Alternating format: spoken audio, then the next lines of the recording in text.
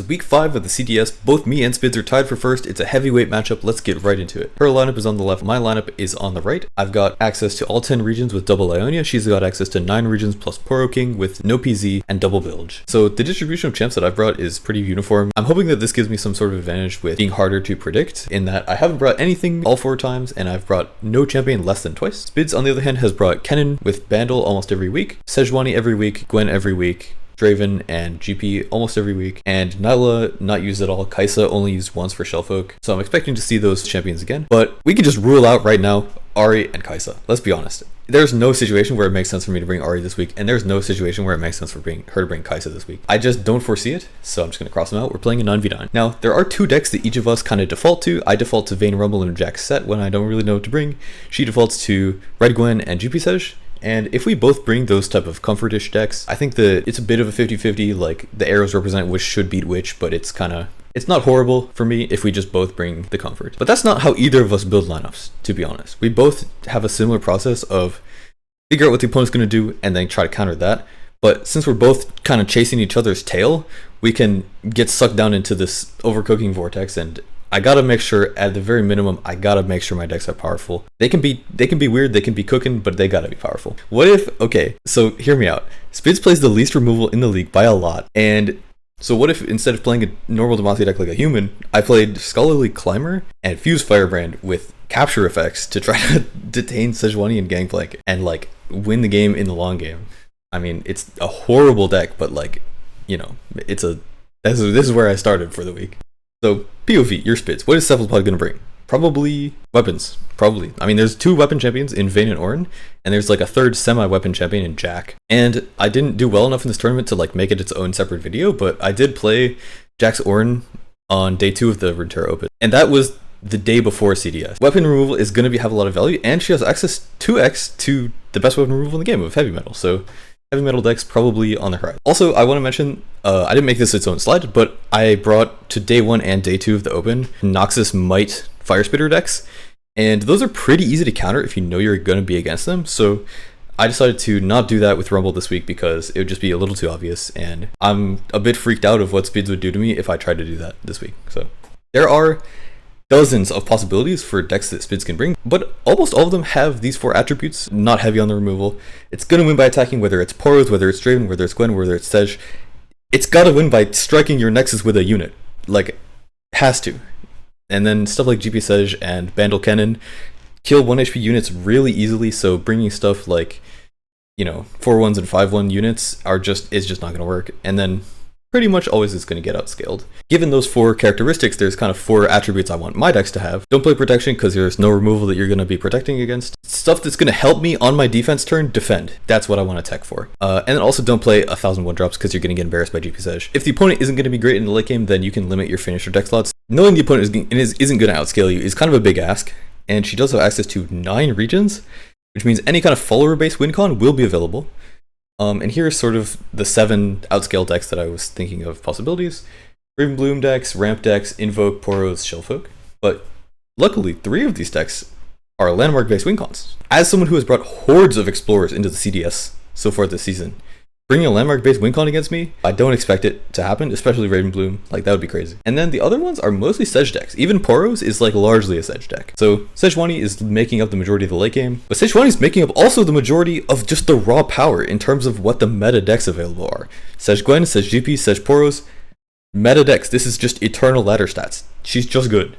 So Sej is going to pose problems for me for sure, but let's just get into the candidate deck lists. Set Ornn, I took out most of the win cons and tried to tech it harder for the early game, putting in stuff like Tasty Fey Folk, putting in stuff like Flash Freeze instead of Harsh Winds, and then the Very Nice Itha Stairs for win con. This is a lightly edited version of the Joey Stick deck list. That is, you know, something that also has a good win rate on the Eternal Ladder in the Trundle instead of the Ornn. This Dune Gobbler deck with, it's Rumble Might, it's obviously pretty strong just because of that.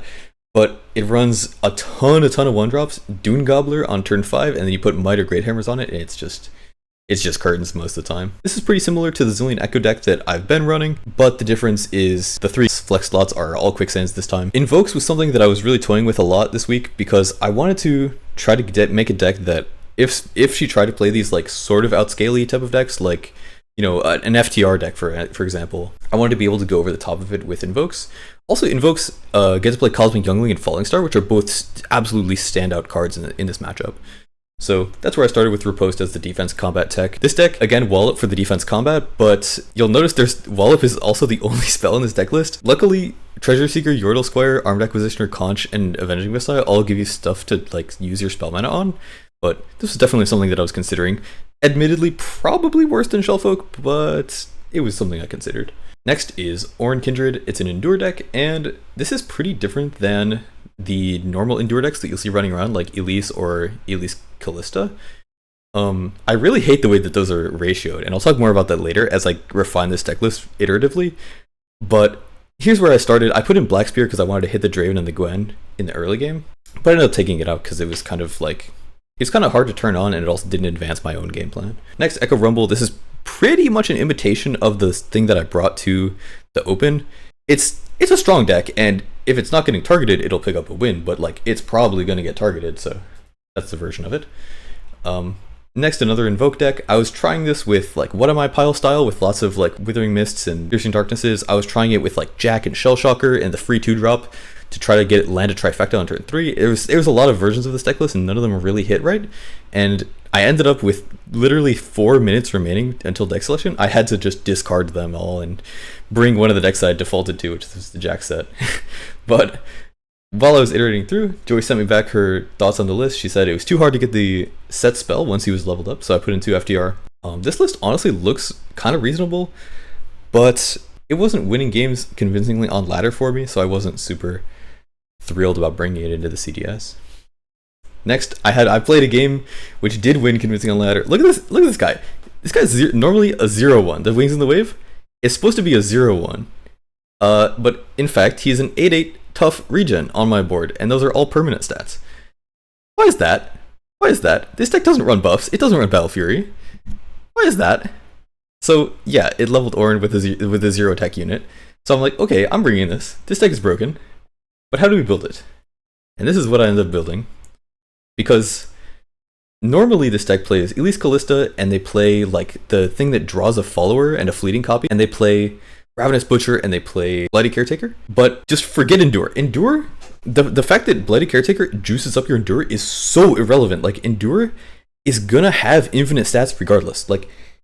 If it's a 12-12 or an 11-11, no one is gonna care, okay? The fact that it gives you 3 stacks, no one cares. It is unironically a 3 mana 2-1 with a downside, and it is seeing play in this deck. Also, the 0-drop is not good, so I put in instead Strike with the Band. And here's the final lineup. Strike with the Band. This card is nuts in this deck, and especially nuts when I'm trying to level up an Orin. But if we're thinking about this idea of, turn 3 they're playing a Draven and they're trying to attack, turn 4 they're playing a Gwen and they're trying to attack, Strike of the Band is so nuts in these kind of situations because these aggressive type decks cannot afford to open attack every turn. They just have to hope you don't have a Develop Punish, and the net deck for the Endure deck does not play any, so you can just get away with that. But if you run Strike with the Band 3x, they just gotta YOLO past the 3x. It's just a disaster for them trying to attack into you. And also, Hallowed stacks are really nice for you, so it's an absolute all-star card. Also, I went with Vengeance 1x just to make sure for open decklist scenario, if she's trying to do Sedge Battle Fury, make sure can't get danced on too badly. Also, Sulter in this deck list, absolute standout card. With Spirits Unleashed, this guy is a 2 mana 3/6. 2 mana 3/6. If they printed that guy at 3 mana, it would need a nerf, okay? Sulter is incredible. It juices the Endure. It's a good blocker. It's just everything you could ever want. It's so crazy of a card. The fact that this guy sees no play in Endure decks right now is absolutely ridiculous to me. Next in the lineup is that Jack set. I waffled on the Invoke a little too much and went with the Jack set. I had literally 3 minutes to build this deck list before I submitted, so I quickly stole my deck list from the previous week, took out the flex cards, went 2 Refuge, 1 Notify, and just sent it. Refuge, I'm expecting to fight Might decks, so fucking Raven Might. I got Refuge for that. I got Refuge for the Gwen. Basically all for decks, especially Bilge, is gonna want chip damage. So Refuge kind of canceling out chip damage probably is nice. Fucking, this is just a YOLO at the last second type of include. And then this is the Echo Zillion deck that I highlighted before. It's honestly like, as soon as I built it, I was like, yeah, I'm bringing this. It's great matchups into her champions. Even if she tries to counter it, it's not trivial. It is not trivial countering Echo Zillion. You gotta really figure your shit out. Because if you're trying to build a control deck that can contain Echo Zillion, even if you know I'm bringing this exact deck list, it is not easy to do. So this one I'm pretty happy with. But what did Spidz bring? So we were expecting, these 4 traits of like basically aggressive, playing removal for my 1-drops to try to push in even more damage, that type of stuff. Never mind. I got juked because holy shit, that was not what happened. Cytheria, Lady of Cloud, Spectral Matron. My deck that was expected, and then Shellfolk. So let's talk about these lists. This one, I definitely didn't expect. Like, I just didn't think about it. But there are some things about this deck list that I really like. Specifically, Dark Aegis and Tempting Prospect are really good. And you don't see those in most of these deck lists. Dark Aegis specifically is one that I really, really like. And I think it's like great in the early game as like put it as a weapon on your dude, play it on turn 5 as a guy. It's actually so crazy in this deck list, and I really love that include. But Glimpse and Leech with no sack targets is so criminal. Like, this deck has no develop punish at all, which I think is mandatory for a deck that's this slow, but it has to have a develop punish. And like, if you're playing Leech with no sack target, like I hate it so much. This deck, on the other hand, I just love it. It's honestly, it's perfect. It's so good because Moonlight Affliction I love it. Reckless Trifarian, I love it. Cutting down the Fire Spitter because you have to play Leona. It just makes sense. So I really like where this is headed. So I ended up banning this one because it was kind of the scariest.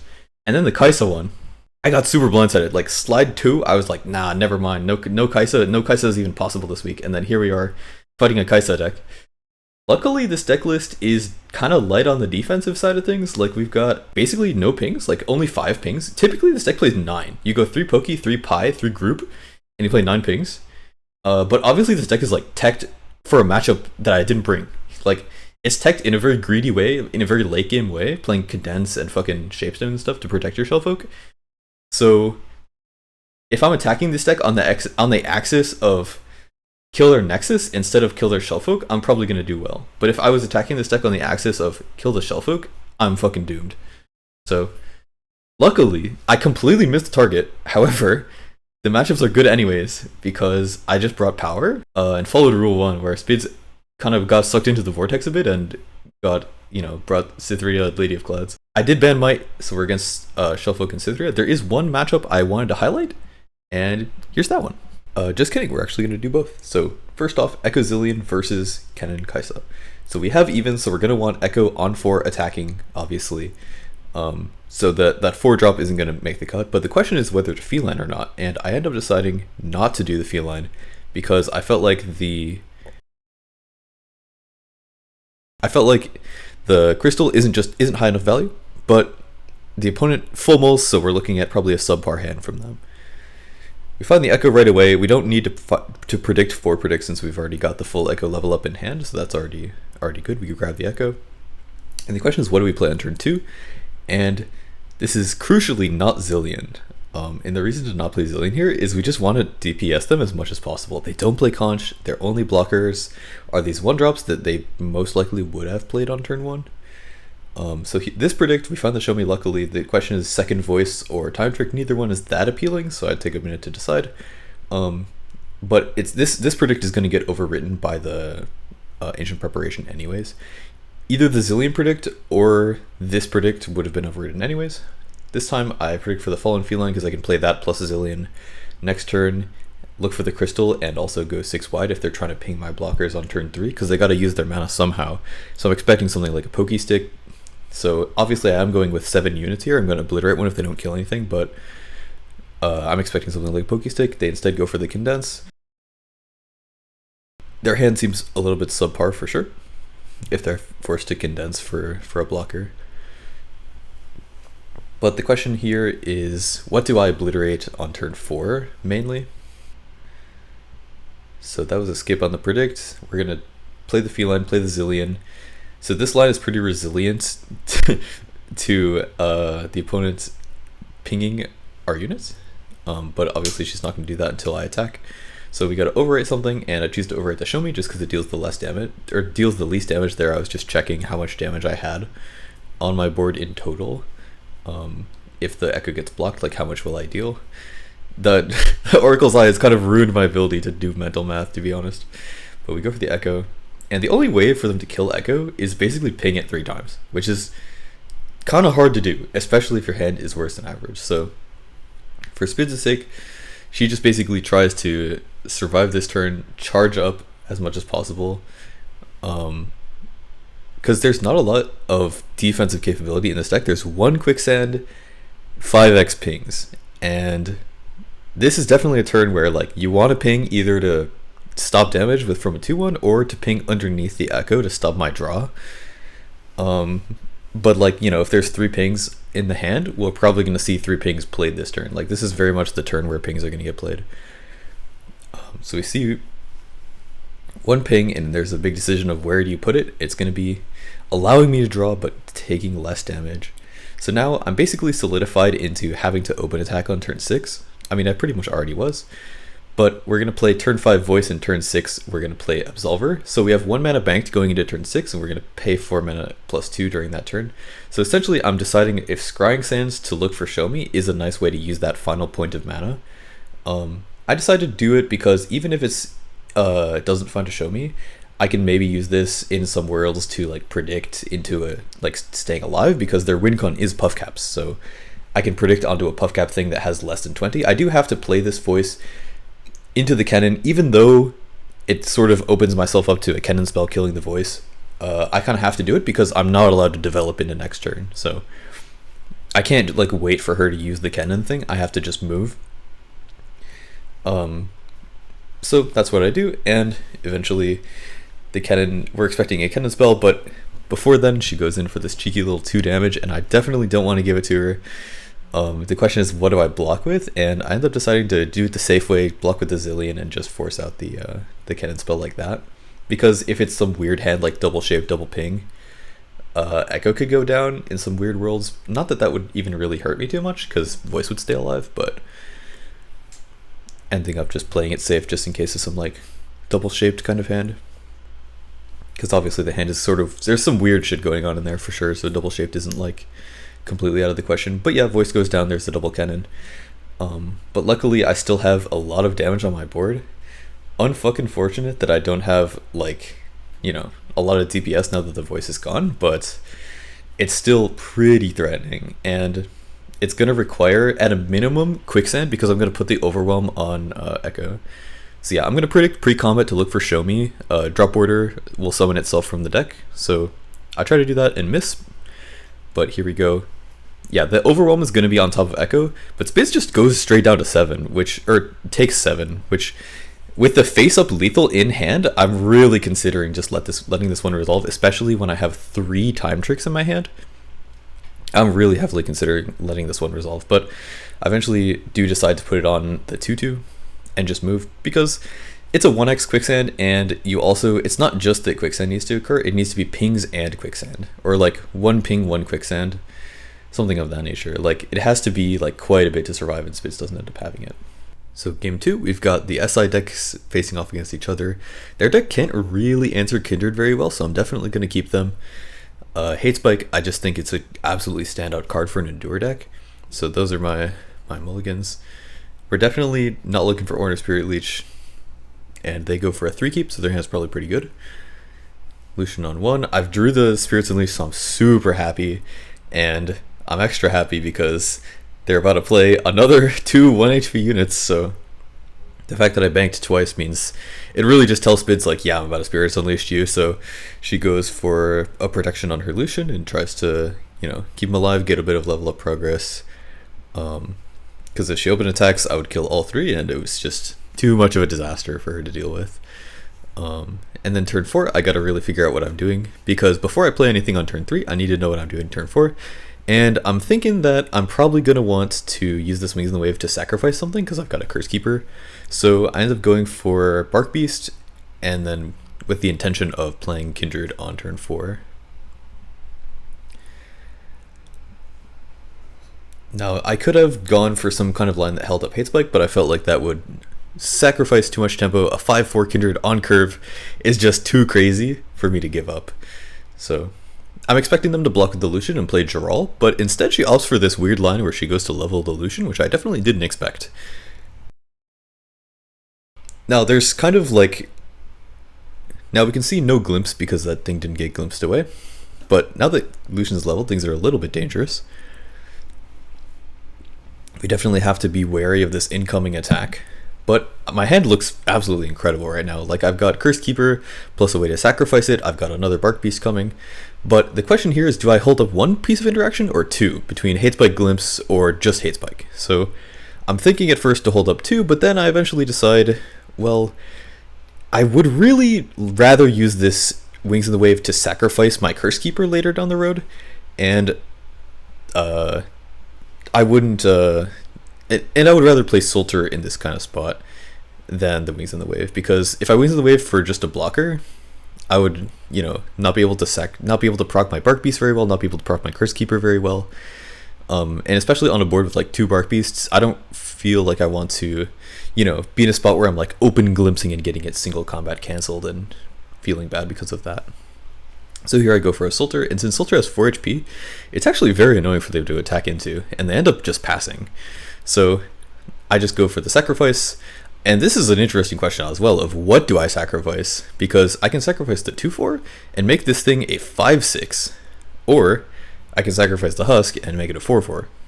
But on this board, since both of the champions would die to a 4-4, I'm pretty confident about just simply making it a 4-4 and keeping my 2-4 alive. But it's kind of close. Now that Lucian's marked, he's kind of gets a free attack, but at this point I'm a bit wary about single combat form up. Even though both of them are 2x, single combat form up would be pretty bad if I were to block the Lucian, let's say with a 4-4. They can form up and kill my 4-4 for free, and then also single combat to kill the Kindred. So that's the main danger in this position, and I'm feeling like if they don't have single combat form up, then my Kindred is just going to run rampant, and you know, at this point, if my Kindred's running rampant, I'm not afraid of like taking random 12 fearsome damage from the Matron on like turn 7, so I just take the damage, go to 9. I don't think I'm really going to get pressed, and this deck that she's playing doesn't really convert on chip damage very well. So luckily, Kindred levels, so this is pretty much demands Vengeance, so I'm definitely expecting Avenge to come out here, so she's pretty much got 3 mana to work with, and I've got a whole turn ahead of me. But to start off, I'm going to go with Bark Beast, because it keeps up Atro, it keeps up my other triple play. Now, I would rather play this Curse Keeper, Hate Spike, Glimpse line than I would rather play Atro, but you know, it'll depend on what happens from the opponent. Highlander comes down. That's a blocker, and it activates a turn 7 Matron Cytherea from the opponent. So I definitely need to press them on this turn before they start doing crazy shit with the Cytherea. So I want to Hate Spike that blocker because it only has 1 health. Now, I don't really care about losing out on this mark because I'm assuming Kindred's just going to go ahead and die to Avenge.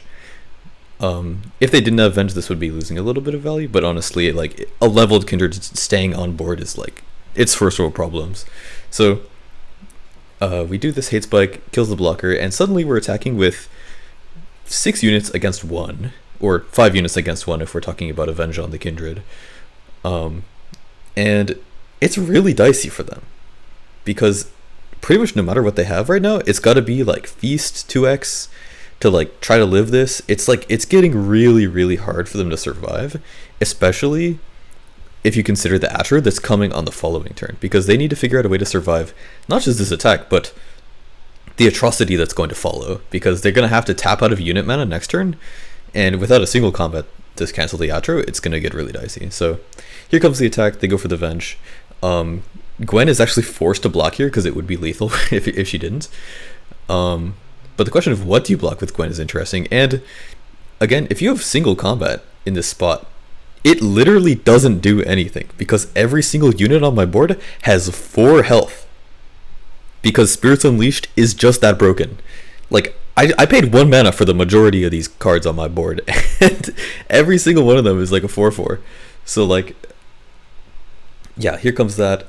I go for a Glimpse. There's an argument to Glimpse underneath the Gwen and stop Gwen level, But I felt like since the 2/4 is a lethal attacker, like they have 2 health only, like keeping up a lethal attacker is like usually gonna be totally fine. So they play the Lucian and tap out of the single combat mana, which means if they go for the matron, they're just gonna die, and that's exactly what happens. Game 2 in the books. This week we are lean and mean in Foss Barrow. That's a 2-0. That's it for this week. Thanks for watching.